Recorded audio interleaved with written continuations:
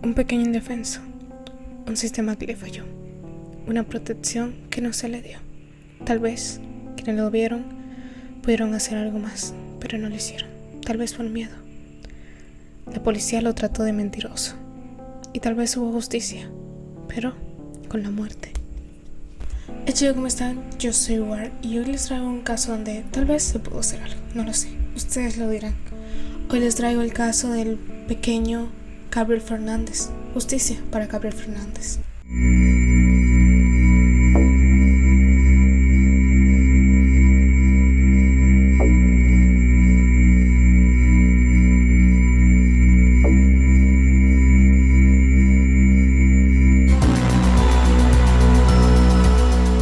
La docuserie de Netflix Justicia para el pequeño Gabriel destapa muchas cosas de la verdad de un sistema fallido. Porque Gabriel Fernández comenzó con la siguiente pregunta y ¿es normal que las mamás golpeen a sus hijos? Con esta pregunta, que entonces él tenía 7 años, despertó la alarma de su profesora, Jennifer García. Cuando la maestra le pidió más detalles, Gabriel preguntó si es normal ser golpeado con la hebilla metálica de un cinturón. También preguntó que si es normal sangrar. Quiso saber aquel niño. Tan solo meses después, Gabriel, o Gabrielito como le decían de cariño, moría a consecuencias de golpes que recibió en casa a manos de su madre, Pearl Fernández, y el novio de ella, Isauro Aguirre. Pero no solo ellos se sentaron en un tribunal. En una decisión sin precedentes, 4 trabajadores en la historia de Los Ángeles fueron acusados de abuso infantil y falsificación de archivos públicos. Los fallos de un sistema que no pudo evitar el peor desenlace.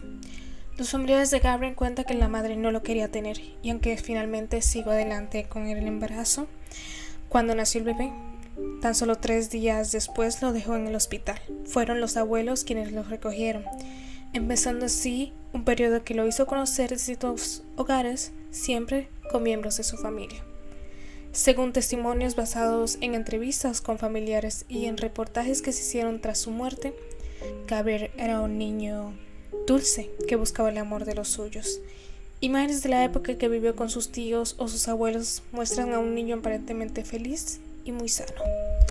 Se cuentan que Gabriel era feliz con su familia, con sus tíos, con sus abuelos, a pesar de que le faltaba el cariño de su madre. Ese bienestar dio un giro en el 2012, cuando Pearl Fernández decidió llevársela a vivir con ella y su novio por recibir prestaciones sociales del Estado. En el humilde apartamento también vivían los hermanos del pequeño Ezequiel y Virginia, ambos menores de edad. Allí fue donde cambió su suerte. 8 meses de horror. Con el traslado de casa llegó también un cambio de escuela. En el nuevo colegio fue donde Gabriel tuvo a Jennifer García como profesora, a quien le habló sobre los golpes con el cinturón. Tras la alarmante conversación, García, la profesora, llamó a una línea directa para denunciar situaciones de abuso infantil y reportó lo que había dicho el niño. El caso cayó en manos de Stephanie Rodríguez, una asistente social que, según sostienen personas de su entorno, tenía poca experiencia para un trabajo tan demandante como aquel. A partir de ahí sucedieron varias visitas, llamadas y revisiones, pero no hubo cambios en la vida de Gabriel Fernández. Los abusos fueron empeorando, según relata su profesora en el documental de Netflix. Empezó a llegar a clases sin algunos mechones de pelo, con costras en el cuenco cabelludo, los labios hinchados, moretones por toda la cara o lesiones causadas por disparos de una pistola de aire comprimido.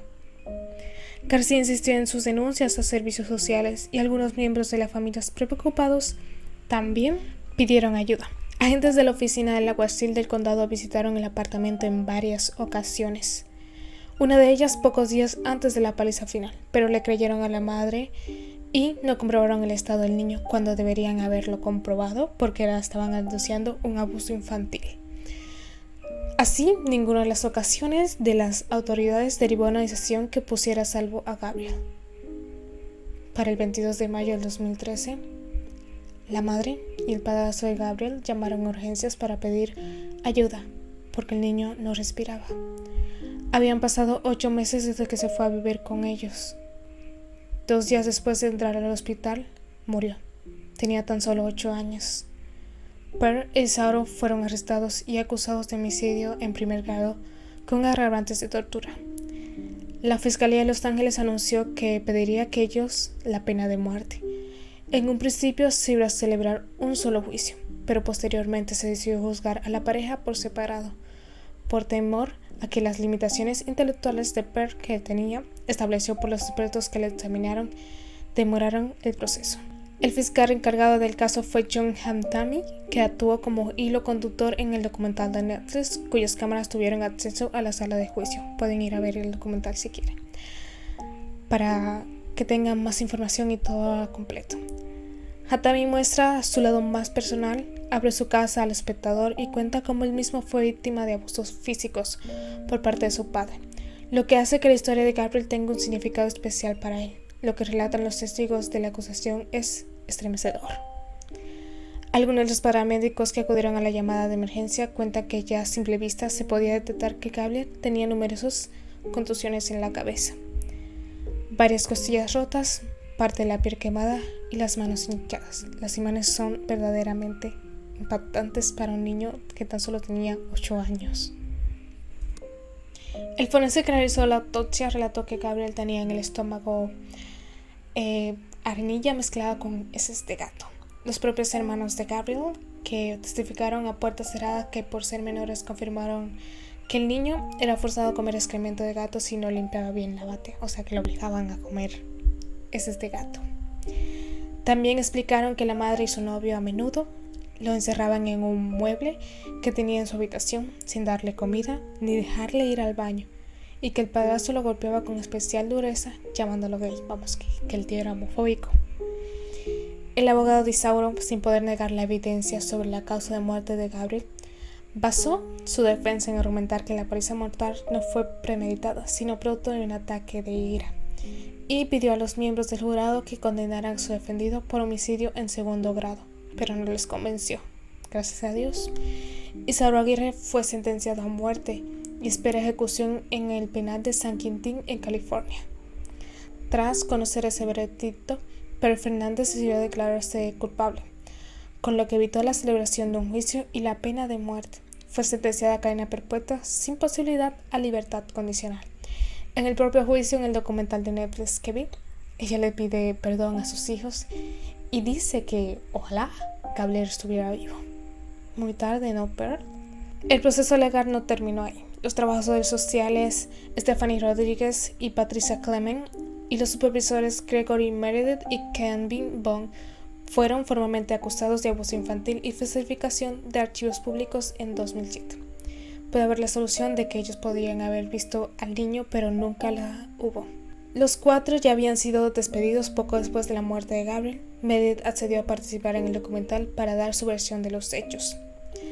Meredith habla sobre las dificultades de trabajo social y de los desbordados que están los asistentes sociales, que a menudo lidian con 25-30 casos de niños cada uno, muchos, y que a veces también lidian con 38 hasta 48 casos de abuso infantil.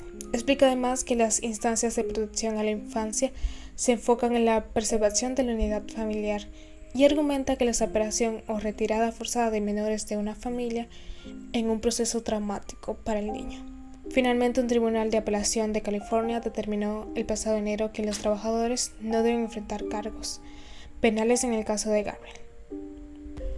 Muchos han criticado la serie Netflix como poder caer en el sensacionalismo de la violencia, pero el director dijo que esto es con un enfoque distinto a esto. Sin obviar el protagonismo de Gabriel y su procedimiento, el sentido central de la serie es averiguar qué es lo que falló en el sistema de justicia, qué es lo que le falló a Gabriel, y si hubo otros responsables en la muerte del niño. Nadie escuchó a Gabriel cuando estaba vivo, dijo el director. Mucha gente le falló y hay muchas razones por las que esto pasó. Pero cuando llega el final, la pregunta es, ¿cómo quieres tratar a los niños? ¿Con su cuerpo? ¿Con sus quemaduras? ¿Con su pelo raspado? ¿Con sus ojos morados? ¿Con su labio partido? Gabriel estaba pidiendo ayuda a gritos en silencio. Todo eso para que un sistema no lo vea y, según dicen en el documental de Netflix, lo traten de mentiroso. Puede que el caso de Gabriel Fernández haya sido que arreglar un poco el sistema de maltrato infantil, pero no. Tan solo unos años después, un pequeño de tan solo 10 años de edad muere a manos de su madre y su novio. Aunque este caso es triste, si les ha gustado esta información, espero que le dejen su like. Comenten qué les ha parecido, si realmente el sistema le falló, si realmente se pudo hacer algo más para mantener con vida a Gabriel Fernández.